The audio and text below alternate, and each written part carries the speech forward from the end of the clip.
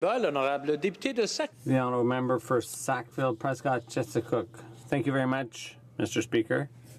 As I said, the members and the people in my constituency of Sackville Prescott Chesapeake have the honour of speaking on C-87, Poverty Reduction Act.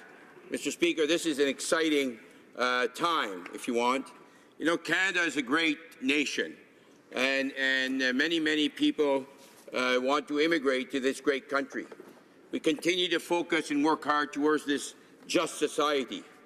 What we want to see in our country, Mr. Speaker, is to see the wealthiest Canadians pay their fair share and to do a little more, Mr. Speaker, to help the middle class, to help to create opportunities for those in the middle class, for those striving to reach the middle class.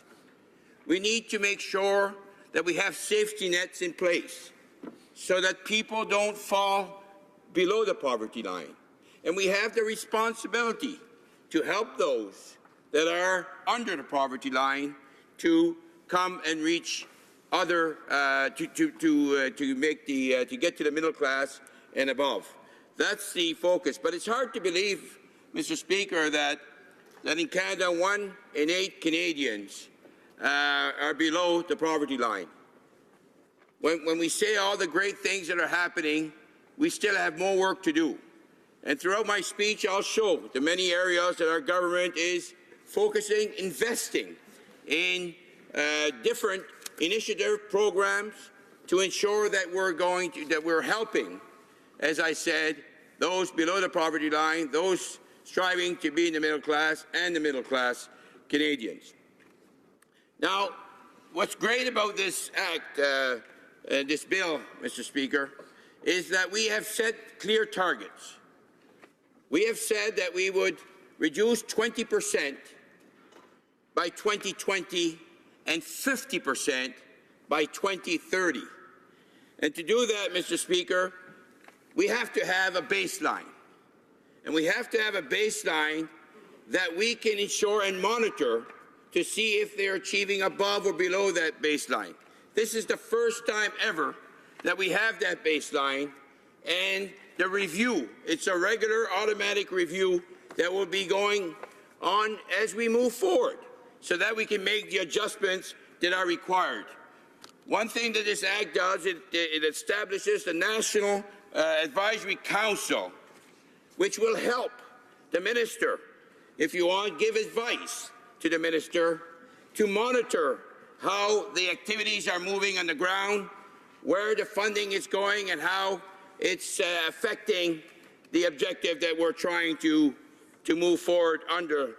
But also, Mr. Speaker, we're going to be consulting. This Advisory Council will continue its work to consult with all Canadians, of course, but also consult with academic communities, also consult with Indigenous people, consulting with people that are below the poverty line, Mr. Speaker. Those are very, very important. But also, what's important is the transparency that we have in this bill.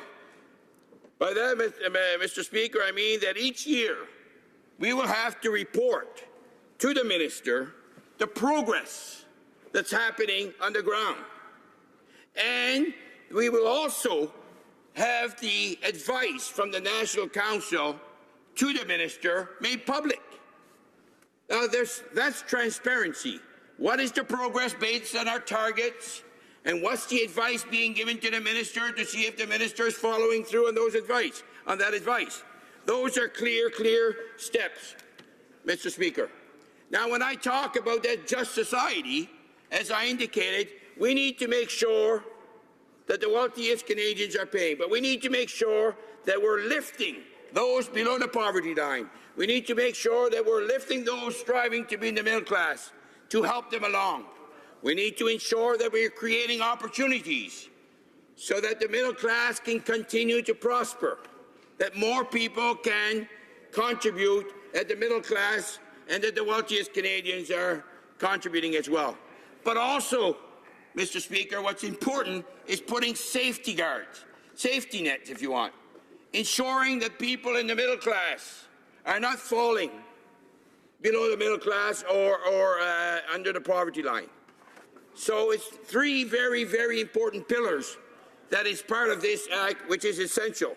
And that's what I want to focus my speech on, Mr. Speaker, is what things have we done and are we doing and will we do to ensure that all Canadians live above the poverty lines, that all Canadians have opportunities.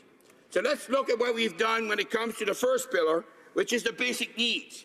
We, as a government, introduced, very shortly after coming into power, we introduced the CCB, which, Mr. Speaker, contributes directly to families.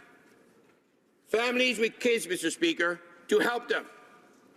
In my riding alone, $5.2 million per month is received through the CCB for families in the riding of Sackville, Preston, Chesapeake. That's $60 million a year.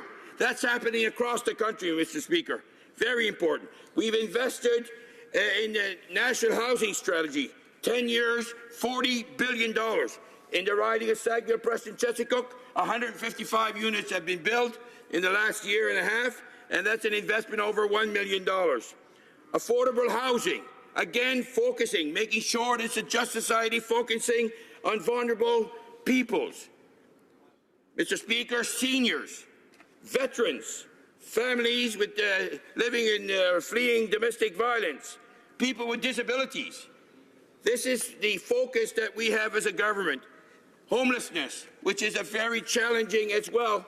And in my committee, Veteran Affairs, we're now discussing about veterans being homeless and how can we ensure that we can identify them and help them.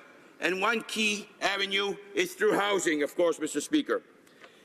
And we've done other things to support, of course, our veterans, the Canadian Forces, income support, the Caregivers Recognition Benefit, the War Veterans Allowance. Those are major investments to support our veterans. As far as the second pillar, opportunities, it's all about education. Education is the equalizer. So we've invested in early learning and childhood. In Nova Scotia alone, $11 million over 3 years. We've invested again in the Canada Student Grants and loans for low-income Canadians, again trying to support these individuals. We've invested in veterans when it comes to the education and training benefit, $40,000 if they had 6 years experience or service, and $80,000 for 12 years experience. Indigenous skills and employment, we've invested $450 million. Youth employment strategy, Mr. Speaker. The Women's Apprenticeship Incentive and the pay equity legislation. And of course, a couple of weeks ago, our legislation around accessibility, which was crucial. Also, I need to speak about the Black Canadians. My riding of Sackville, Preston, Chesapeake. In Preston is the oldest Black Indigenous community in Canada, and we have the biggest Black Culture Centre in Canada. Right. Under the last pillar, Mr. Speaker, for protecting, safeguard, safe nets, making sure people don't fall below the poverty line, we've introduced the new Canada Workers' Benefit, which has seen 300 Canadians lifted to the middle class. 300,000, sorry, Mr. Speaker. That's now over 2 million Canadians. And also the unemployment insurance. We reduced the wait time from 2 weeks to 1 week. The parental sharing benefit, which is 5 additional weeks for parents. And finally, the Canada Pension Plan, because we know that Canadians today don't have access to benefits and pensions like they did before. So this will help them with a strong Canada Pension Plan. Thank you, Mr. Speaker. Bravo.